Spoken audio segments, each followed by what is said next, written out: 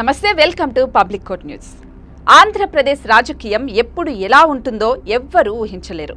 మా అన్న వదిలిన బాణమన్న షర్మిలక్క ఏకంగా అన్న మీదే బాణం వదులుతోంది. తండ్రి పెట్టిన పార్టీ కాదని పురంధేశ్వరి బీజేపీ సైడ్ స్టాండ్ అయింది. మరి ఈ ఇద్దరి రాజకీయం వల్ల ఆంధ్ర రాజకీయం ఏమైనా మారుతుందా లేదా ఉన్న పెద్ద పార్టీల మధ్య ఎప్పటిలాగే నలిగిపోతాయా అనేది ఈ వీడియోలో తెలుసుకుందాం. ఆంధ్రప్రదేశ్లో 2 ప్రధాన జాతీయ పార్టీలకు అధ్యక్షులుగా మహిళలే నియమితులయ్యారు. 2 పార్టీలు దేశాన్ని శాసించినవే. కాంగ్రెస్ పార్టీ 10 ఏళ్ల క్రితం 10 ఏళ్ల పాటు దేశాన్ని పాలించింది. బీజేపీ 10 ఏళ్ల నుంచి దేశాన్ని ఏలుతోంది. అయితే ఉమ్మడి ఆంధ్రప్రదేశ్లో అధికారంలో 10 ఏళ్ల పాటు ఉన్న కాంగ్రెస్ రాష్ట్ర విభజన తర్వాత 2 రాష్ట్రాల్లో కోలుకోలేకపోయింది. అయితే ఇటీవల జరిగిన తెలంగాణ ఎన్నికల్లో ఎట్టకేలకు విజయం సాధించి అధికారంలోకి రాగలిగింది కాంగ్రెస్. అయితే ఏపీలోనూ ఇదే తరహాలో అధికారంలోకి రావడానికి ప్లాన్ వేస్తూ వైఎస్ షర్మిలను కాంగ్రెస్ చీఫ్గా నియమించింది.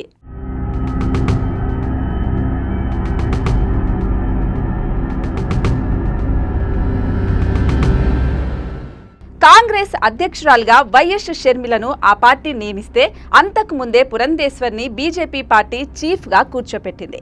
అయితే ఈ ఇద్దరు సీఎం అనుభవం ఉన్న కుటుంబాల నుంచి వచ్చినవారే. పురంధేశ్వరి ఎన్టీఆర్ కూతురుగా, చిన్నమ్మగా ఆమెకు బంధు వర్గంలోనే కాదు రాజకీయ వర్గాల్లోనూ పేరుంది. తన తండ్రి ఎన్టీఆర్ ఏపీలో తెలుగుదేశం పార్టీ స్థాపిస్తే ఆ తర్వాత పురంధేశ్వరి కాంగ్రెస్ లో చేరి కేంద్ర మంత్రి అయ్యారు. రాష్ట్ర విభజన తర్వాత పురంధేశ్వరి బీజేపీలో చేరారు. ఆ తర్వాత ఆమె జాతీయ స్థాయిలో పార్టీ పదవి పొందినా చివరకు ఏపీ చీఫ్ గా నియమితులయ్యారు. మోదీ, అమిత్ షాకు చంద్రబాబు అంటే పడదు. అక్కడ చంద్రబాబు అనుకూల ఓట్లను చీల్చేందుకే పురంధేశ్వరిని బీజేపీలో అధ్యక్షురాలుగా నియమించారనే వాదన కూడా ఉంది. అయితే ఆమె టీడీపీని వదిలేసి అధికార పార్టీపై విమర్శలు చేస్తున్నారు.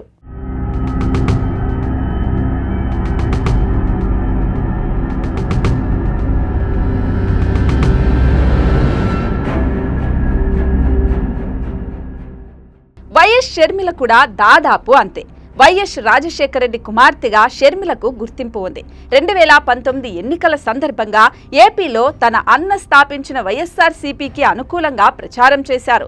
ఆ తర్వాత ఆమె తెలంగాణకు వెళ్లిపోయారు. తెలంగాణలో వైఎస్ఆర్టీపీని స్థాపించి 3000 కిలోమీటర్ల పాదయాత్ర కూడా చేశారు.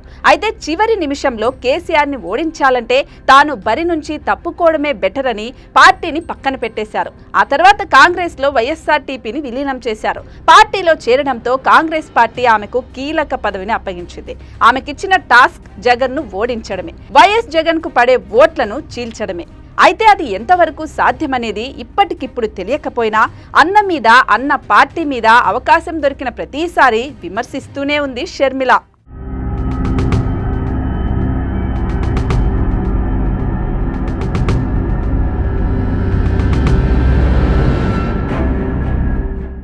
రెండు పార్టీలకు ఆంధ్రప్రదేశ్లో ఓటు బ్యాంకు లేదు. నోటా కంటే ఓటింగ్ తక్కువగా వస్తాయని ఇప్పటికే చాలాసార్లు ప్రూవ్ అయింది కూడా. అయితే బీజేపీతో పొత్తుకు టీడీపీ సై అంటుంది. జనసేన ఆల్రెడీ బీజేపీతో పొత్తులో ఉంది. మరి ఈ పొత్తుల సంగతి ఇప్పటి వరకు స్పష్టంగా తెలియలేదు. కాంగ్రెస్తో మాత్రం ఎవరూ కలవని పరిస్థితి. అలాగే పురంధేశ్వరి ఒంగోలు పార్లమెంటు నుంచి బీజేపీ అభ్యర్థిగా బరిలోకి దిగుతారన్న ప్రచారం కూడా జరుగుతోంది. అలాగే కడప పార్లమెంటు నుంచి అన్నకు పోటీగా వైఎస్ షర్మిలను పోటీకి దింపడానికి సన్నాహాలు చేస్తున్నారు కాంగ్రెస్ అధిష్టానం. షర్మిల అన్న ఓట్లను చీల్చుతుందా అంటే ఏమో, జగన్ మీదున్న వ్యతిరేకత చెల్లికి ప్లస్ అవ్వచ్చు. జనసేన బీజేపీ పొత్తు కనుక పురంధేశ్వరికి కూడా ప్లస్ అవ్వచ్చు. ఆంధ్రాలో అందరి టార్గెట్ ఒకటే, అది జగన్ ని ఓడించడం. ఆంధ్ర ప్రజలు ఆల్రెడీ జగన్ మీద బాగా గుస్సా ఉన్నారాయే. మరి వచ్చే ఎన్నికల్లో వీళ్ళిద్దరూ గెలిస్తే మాత్రం ఆంధ్ర రాజకీయాల్లో ఇదొక సంచలనం. అందులోనూ వీళ్ళ తండ్రులు కూడా రాష్ట్రాలను ఏలినోళ్ళు, ప్రజల మద్దతు గెలిచినోళ్ళు. మరి కూతుర్లు రాజకీయాల్లో రాణిస్తారో లేదో చూడాలి.